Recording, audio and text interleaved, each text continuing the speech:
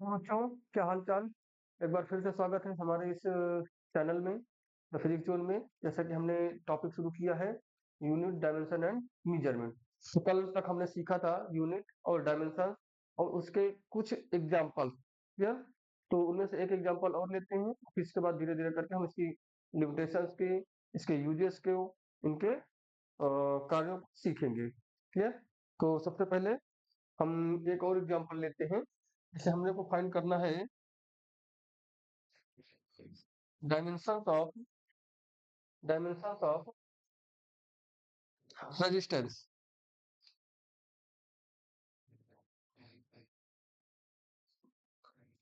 Dimensions of resistance. Resistance के अगर dimensions find करना है तो इसे ओम्स लॉ लोग पढ़ते हैं। ओम्स लॉ, ओम्स लॉ में क्या पढ़ते हैं?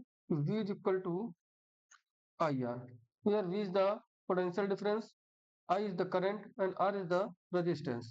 Then R is equal to V by I। I को हम कैपिटल कर लेते हैं। V by I। V क्या है? पोटेंशियल। पोटेंशियल का फार्मूला क्या होता है? V is equal to W by Q. V is equal to W by Q. और I मतलब करंट, और करंट की डायमेंशन A। करंट की डायमेंशन A पहले बताया जा चुका है।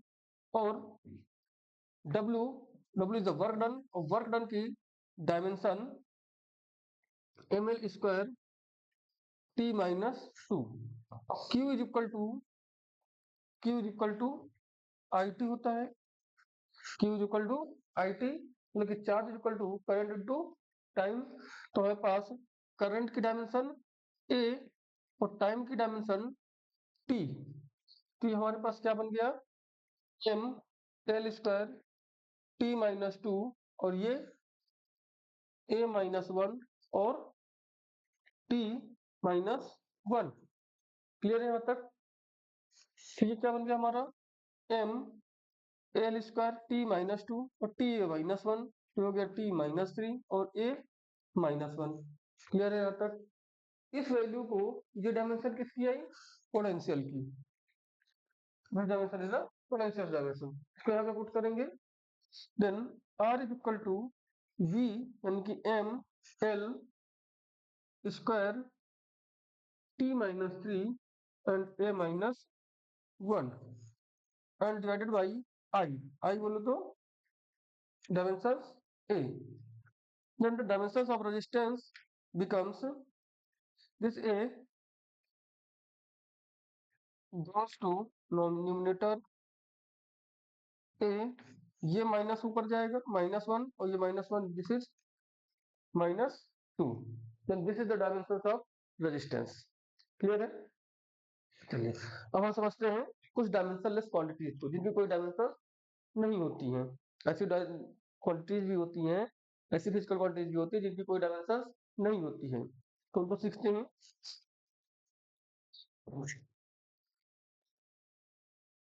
तो यहाँ पे नेक्स्ट हेडिंग डालेंगे dimension less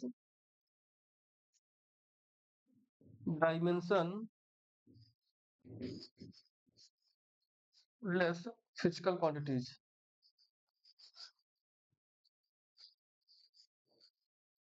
dimension less physical quantities क्या?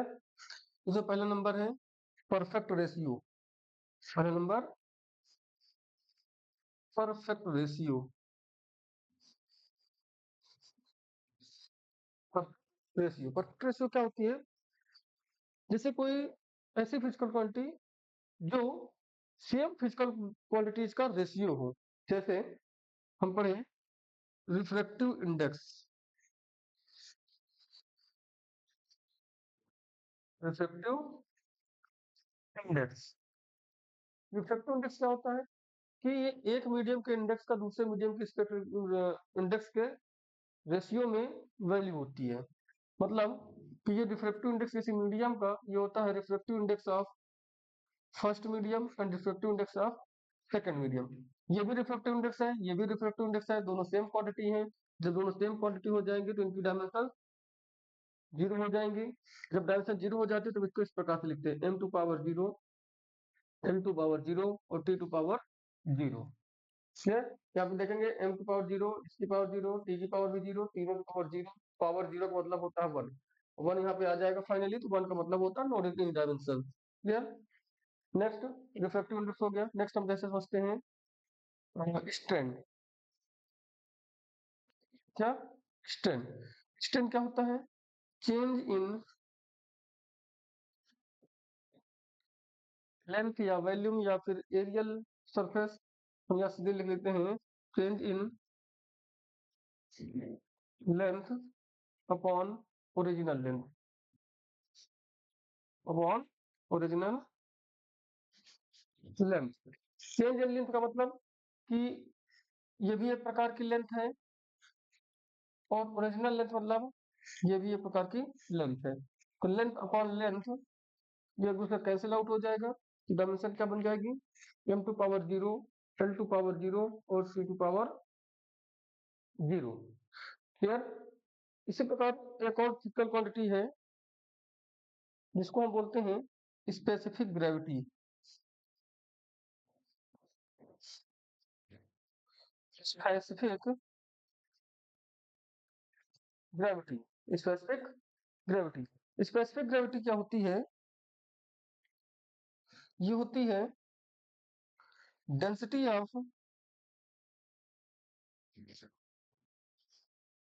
Of substance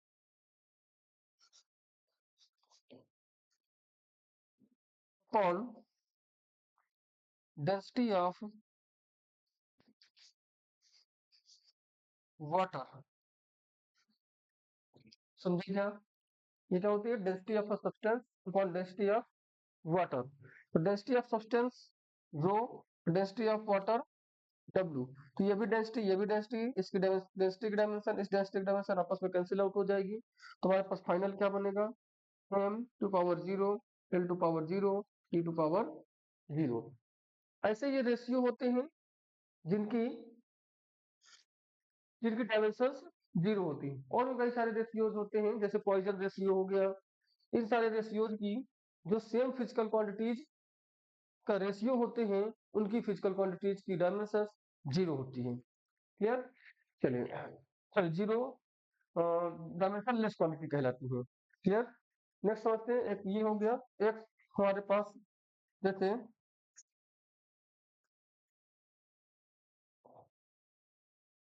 unitless quantities. Second number क्या है, unitless constants. Unitless constants, unitless constants का मतलब कि कुछ कांस्टेंट ऐसे भी होते हैं जिनकी कोई यूनिट नहीं होती है। जैसे ये बस ई, ये एक यूनिटलेस कांस्टेंट है। ई कैसा है, यूनिटलेस कांस्टेंट है। एंड आई, ये भी एक यूनिटलेस कांस्टेंट है। इसके बाद थीटा, बोलो तो एंगल, ये यूनिटलेस तो नहीं है लेकिन डायमेंशनलेस है, यूनिटलेस नहीं है क्योंकि इसका एंगल कितना इसका यूनिट क्या होता है, रेडियन। एंगल का यूनिट रेडियन, लेकिन इसकी कोई डायमेंशन नहीं होती है। क्लियर। इसी प्रकार कोई भी नंबर्स है, प्योर नंबर 2, 3, 5, 3.94, इस टाइप से कोई भी नंबर है, ये सारे के सारे डायमेंशनलेस क्वांटिटीज है। और यूनिट और डायमेंशन के चैप्टर में जो यूनिटलेस और डायमेंशनलेस कांस्टेंट होते हैं उनकी कोई वैल्यू नहीं होती डायमेंशन के चैप्टर में। क्लियर है। नेक्स्ट हम सोचते हैं principle of homogeneity. Dimension of homogeneity, sorry dimension नहीं, प्रिंसिपल ऑफ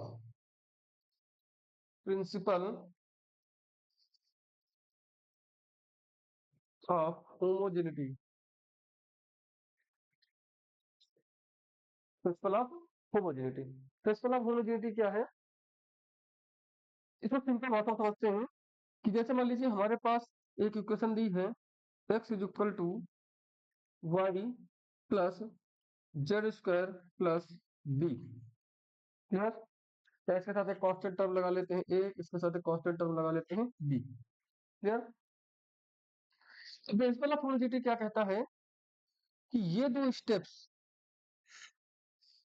ये या ये तीनों स्टेप आपस में तभी ऐड या सब्ट्रैक्ट हो सकते हैं जब इनकी डायमेंशंस आपस में बराबर हो। अगर डायमेंशन इस पूरे स्टेप की डायमेंशन के बराबर नहीं है तो ये दोनों आपस में ना तो सब्ट्रैक्ट हो सकते हैं ना ही ऐड हो सकते हैं। इसी प्रकार इन दोनों की डायमेंशन इस तीसरे वाले की डायमेंशन के बराबर होनी चाहिए, क्योंकि ये वाला इन दोनों के साथ ऐड हो रहा है। यानी कि अगर इसकी डायमेंशन इन दोनों बराबर नहीं होगी तो इन दोनों के साथ ना तो ये ऐड हो सकता है और ना ही ये सब्ट्रैक्ट हो सकता है। क्लियर है? आगे समझते हैं। अब दूसरी कंडीशन कि इन तीनों स्टेप्स की अलग अलग डायमेंशंस इन तीनों स्टेप्स की अलग अलग डायमेंशन इस लेफ्ट हैंड साइड वाले की डायमेंशन के बराबर होगी। समझ पाए क्या? जैसे एक एग्जांपल से हम समझते हैं। जैसे दिया a is equal to B X square plus C X plus D. Clear? तो इस पूरे स्टेप की डायमेंशन इस पूरे स्टेप की डायमेंशन इस पूरे स्टेप की डायमेंशन इन तीनों स्टेप्स की डायमेंशंस आपस में बराबर होंगी। तो अगर बराबर नहीं होंगी तो ऐड या फिर सब्ट्रैक्ट नहीं हो सकते। और इन तीनों की डायमेंशंस इधर इक्वल वाले पार्ट के बराबर होगी। Clear? This is the homogeneity of dimensions, या सिंपली कह सकते हैं कि प्रिंसिपल ऑफ होमोजेनिटी। समझ पाए क्या? आगे समझते हैं, एक एग्जांपल समझते हैं। जैसे हम बहुत ही पॉपुलर फार्मूला पढ़ते हैं, v is equal to u plus A T. Clear? यहाँ पे v क्या है? फाइनल वेलोसिटी, u क्या है? इनिशियल वेलोसिटी, a क्या है? एक्सेलरेशन, t क्या है? टाइम। तो v की ये तो फाइनल वेलोसिटी की dimension L T minus one. Initial velocity velocity velocity होती है, चाहे फाइनल हो चाहे इनिशियल हो, इसकी भी dimension L T minus one. और ए बोले तो एक्सेलरेशन, तो एक्सेलरेशन की dimension L T minus two और टाइम की डायमेंशन टी। क्लियर? तो इसको सॉल्व करेंगे तो एक टी इससे मल्टीप्लाइड हो जाएगा, तो ये minus two plus one, this is minus one. Clear? तो आपने देखा कि इस स्टेप की डायमेंशन इस स्टेप की डायमेंशन के बराबर है और ये वाली डायमेंशन इस वाली स्टेप की डायमेंशन के बराबर है, तो इसको हम बोलेंगे प्रिंसिपल ऑफ होमोजेनिटी। क्लियर है?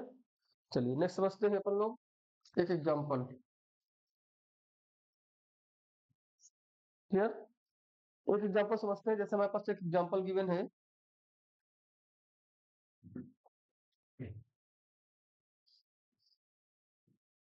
एग्जांपल हम ले लेते हैं बुक का।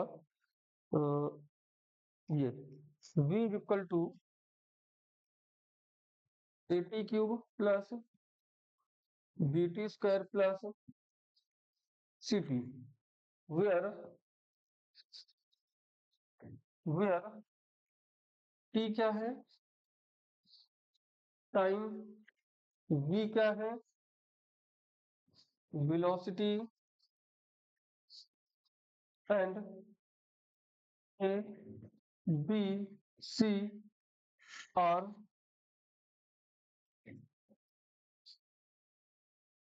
Constants. Clear? A B C क्या है? कॉन्स्टेंट है। अब हमें क्या करना है?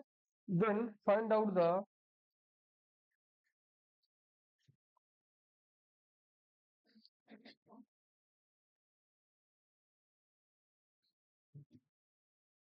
Dimensions of a b and c. तो हमें क्या करना है? ए बी और सी की डायमेंशंस को फाइंड करना है। क्लियर? तो अपन लोग क्या करेंगे? हम प्रिंसिपल ऑफ होमोजेनिटी से, यानी आप लिखेंगे by principal of homogeneity.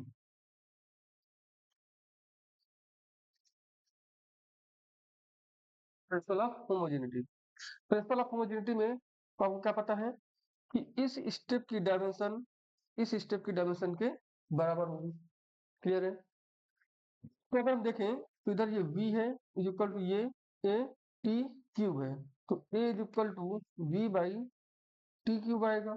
v बोले तो वेलोसिटी, और वेलोसिटी की dimension L T minus one और डिवाइडेड बाई टाइम टी, और टी की क्यूब लगी हुई है तो टी क्यूब। इसको ऊपर शिफ्ट करेंगे तो क्या बन जाएगा? एल टी, ये माइनस वन ऊपर जाएगा T minus three minus one, ये -4। क्लियर है क्या? नेक्स्ट हमें क्या करना है, अगले स्टेप में इसको इस स्टेप को इक्वल करना है, तो सभी आपस में बराबर होंगी। जब सभी आपस में बराबर होंगी तो चाहे आप इन दोनों को इक्वल कर लो, चाहे इसके इक्वल कर लो, चाहे इसके इक्वल कर लें। तो अगर हम इन दोनों को इसके इक्वल में करते हैं आपस में, तो क्या बनेगा, A T Q is equal to B T square. Clear? इसकी दो पावर इसकी पावर से कैंसिल आउट होंगे, तो इधर क्या बचेगा, A T is equal to B. तो तो बी की डायमेंशन क्या हो जाएगी, यहाँ पे कर लेते हैं बी की डायमेंशन। तो बी इज इक्वल टू ए की डायमेंशन आप पहले कैलकुलेट कर चुके हैं, एल टी माइनस 4। और ये टी, इस टी की डायमेंशन कैपिटल टी, ये टी इसके साथ ऐड होगा, then B is equal to L T -3। Clear है? अब हम क्या कर सकते हैं कि इस पूरे स्टेप को इसके इक्वल कर सकते हैं। अगर हम इस पूरे स्टेप को इसके इक्वल करें तो हमारे पास बना बी टी स्क्वायर प्लस सी टी। ये टी से टी कैंसिल आउट हुआ,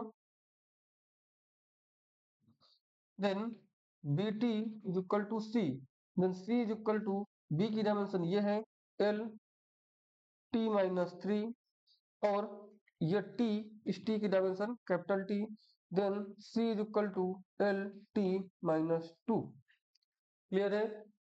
यहाँ तक चीजें समझ में आई। एक हमने एग्जांपल लिया जिसमें एक्सप्रेशन कुछ इस प्रकार से दिया है, v is equal to A T cube plus B T square plus C T, जहां पर वेलोसिटी v है, जो v वेलोसिटी है, t टाइम है, ए बी सी क्या है, A B C constant terms है। अगर A B C constant terms है तो आपको करना क्या है कि ए बी सी ये जो कांस्टेंट टर्म है इनकी डायमेंशंस को फाइंड करना है। तो इनकी डायमेंशंस को फाइंड करने के लिए हम क्या करेंगे, इनमें से किन्हीं भी स्टेप्स को आपस में इक्वल कर सकते हैं।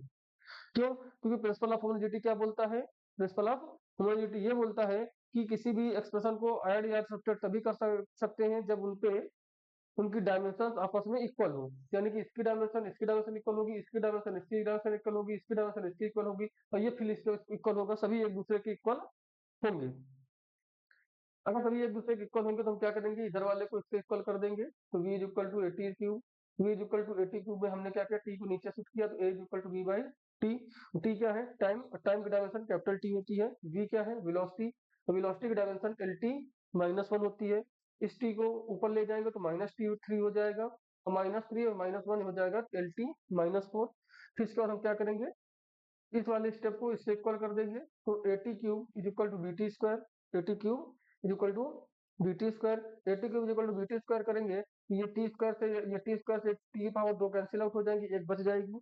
तो A T is equal to B, B is equal to यहाँ पे ए की डायमेंशन को पुट करेंगे, यहाँ पे टी की डायमेंशन को पुट करेंगे, ये वाला टी, तो हमारे पास बन जाएगा L T -3। Clear?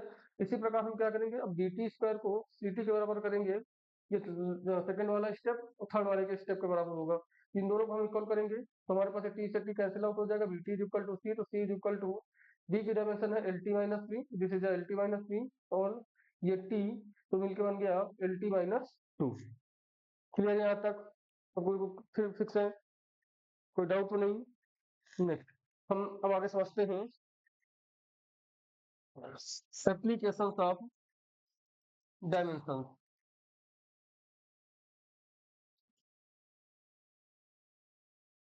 Application of dimension,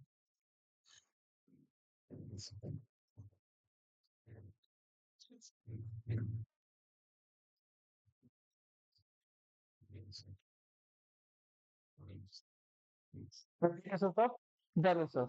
पहला एप्लीकेशन क्या है, टू डिराइव द एक्सप्रेशन,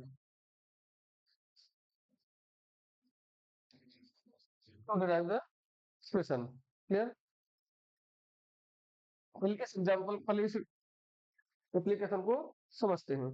तो इस एप्लीकेशन को समझने के लिए हम एक एग्जांपल लेते हैं कि time period, time period of S H M of a simple pendulum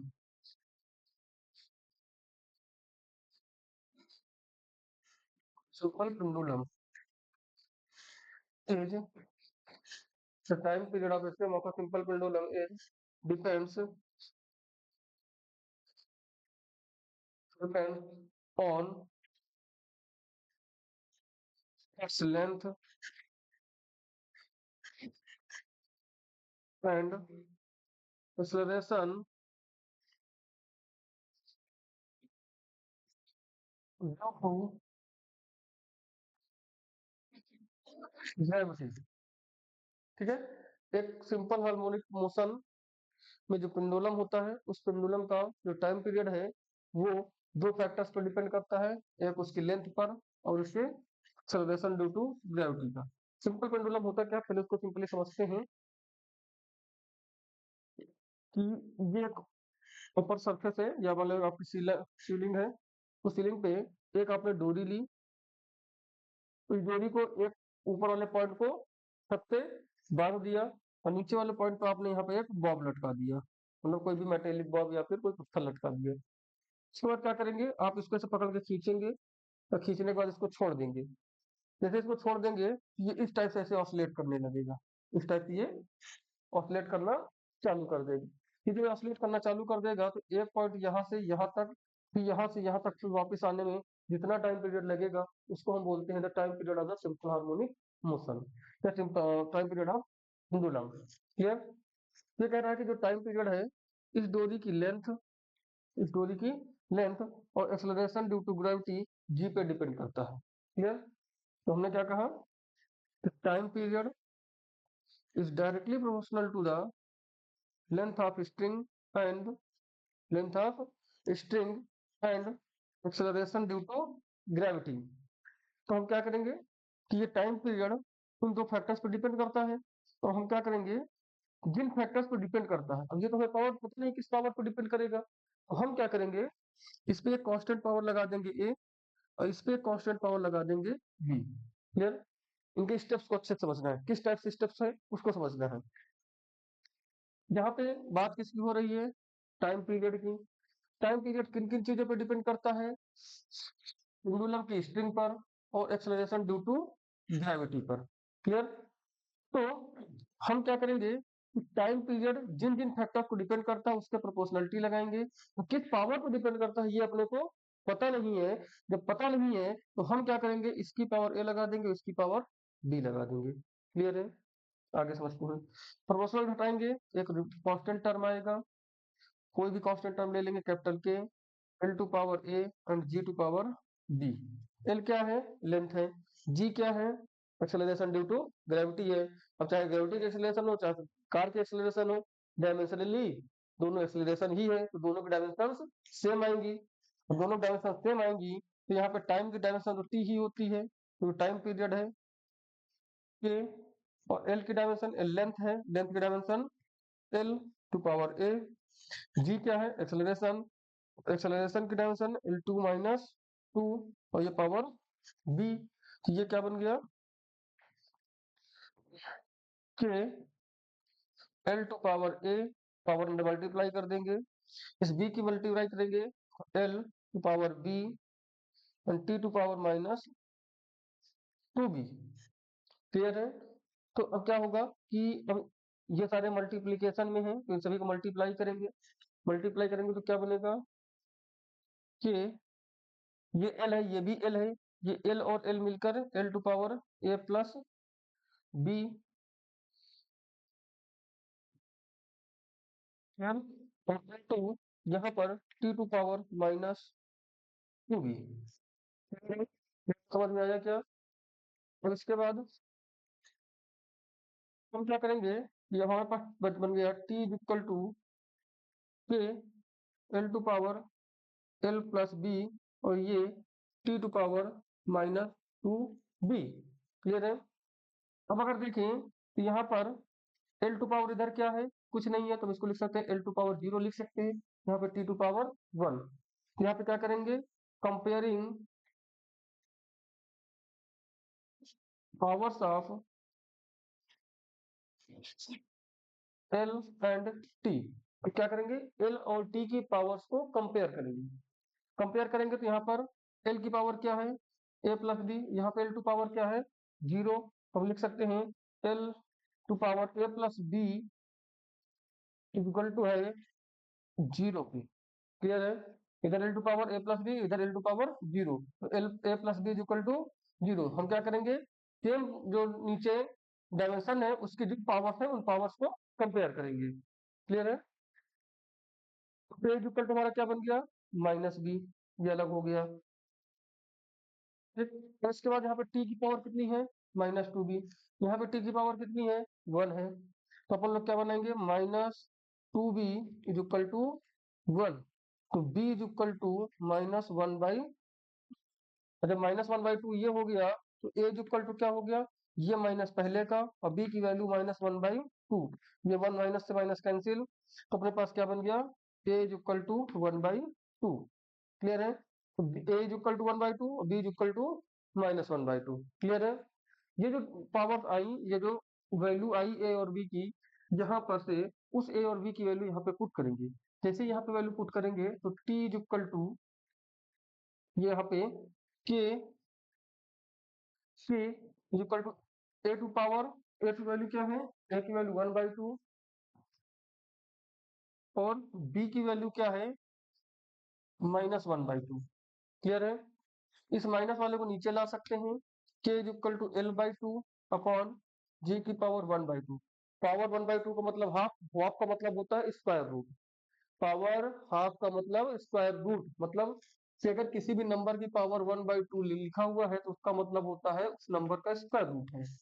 clear है, तो इसका मतलब हम इसको ऐसे लिख सकते हैं कि एल अपॉन जी की पावर 1/2, और पावर 1/2 का मतलब क्या है कि स्क्वायर रूट, और स्क्वायर रूट मतलब कि t is equal to k square root of L upon g. और इस के की वैल्यू एक्सपेरिमेंटल डेटा से फाइंड की जा सकती है, इस यूनिट और डायमेंशन से फाइंड की नहीं जा सकती। ये हमारा डायमेंशंस का लिमिट है। क्या है, डायमेंशंस की लिमिट है कि हम इस कांस्टेंट टर्म की वैल्यू फाइंड नहीं कर सकते। ये एक्सपेरिमेंटल डाटा होता है, या तो जिस चैप्टर में पढ़ेंगे उस चैप्टर में कैलकुलेशन में सीखेंगे। कहाँ पढ़ेंगे, सिंपल हार्मोनिक मोशन में पढ़ेंगे। तो यहाँ पे समझ लेते हैं कि एक्सपेरिमेंटल डेटा से जो के की वैल्यू आती है वो 2 पाई आती है, तो T is equal to 2 pi square root of L upon G. Clear है, तो चलिए इसको नोट करिए जल्दी से।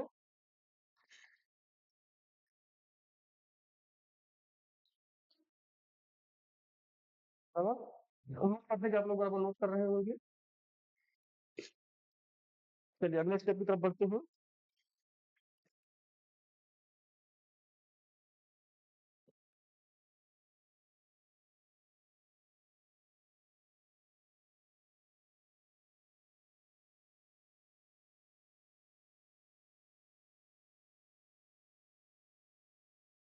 तो नेक्स्ट इसका एप्लीकेशन है कि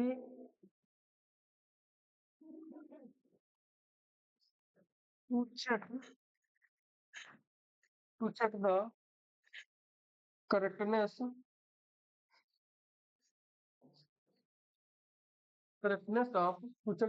ऑफ an expression।